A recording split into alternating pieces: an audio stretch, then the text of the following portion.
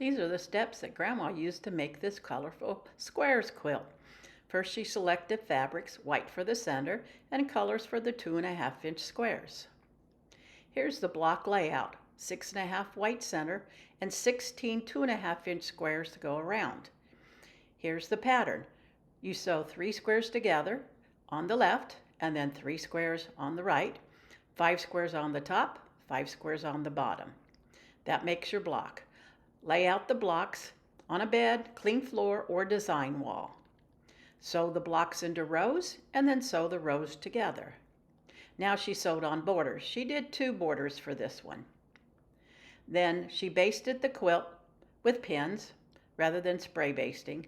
She marked the white blocks with lines so she could quilt straight, using stitch in the ditch along the blocks.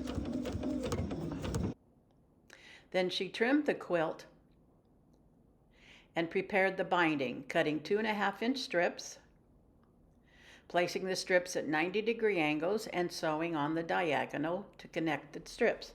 Then she pressed the bindings in half and sewed the binding on the back side, then pressing the binding on the back and then flipping it around to the front and pinning it on the front side, and then sewing the binding on the front of the quilt.